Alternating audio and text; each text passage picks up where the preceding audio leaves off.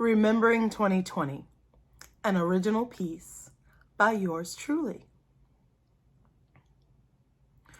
Lockdown, isolation, quarantine. Sanitize, wash with soap, keep your hands clean. Disinfect your spaces and don't travel too far. And you ought to be careful who you allow in your car. Daily, we're distancing and wearing our masks. These new protocols now dictate our day-to-day tasks. Please remember not to gather in groups of more than 10. 2020. Oh, what an interesting year you've been.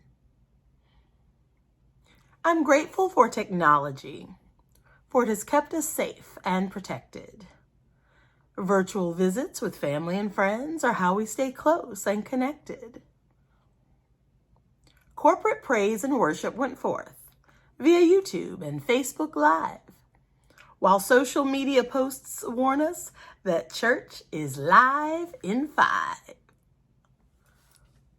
Zoom, WebEx, MS Teams, exchanging emojis, avatars, and memes. That became our new normal. 2020, no doubt, was a challenging year. It left some mourning, some angered, some riddled with fear. At times, it was hard to smile because our outlook was so very bleak as we grew tired of watching Black men be killed in the street, week after week. As a society, we prepared for the worst while hoping for the best. Amidst a pandemic, a failing economy, and civil unrest.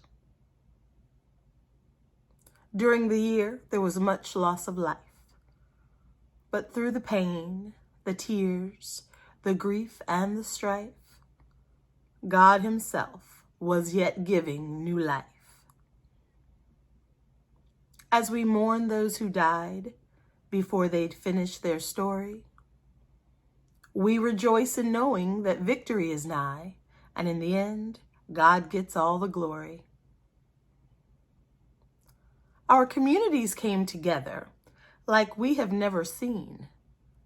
We protested, we demonstrated, we believed in the dream. Some sat, some stood, some marched. Others walked while carrying a sign. And every event that led up to and followed was according to God's divine design. Our leaders led, our teachers taught, frequently reminding us to act as we ought. The mission was clear. The message was not missed. We all remember those 3 little words: pray, vote, resist.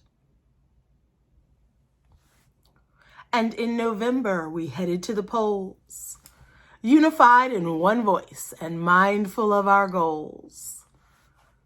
We'd been through a lot. The year had been rough, but we showed up and showed out because enough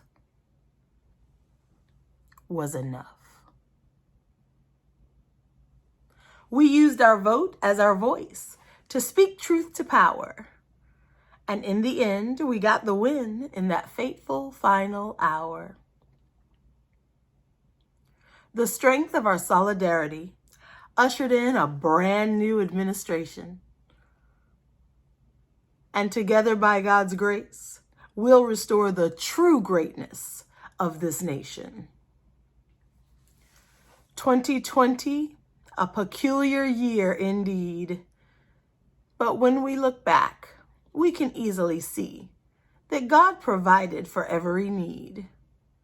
And for that, we are grateful. Happy New Year.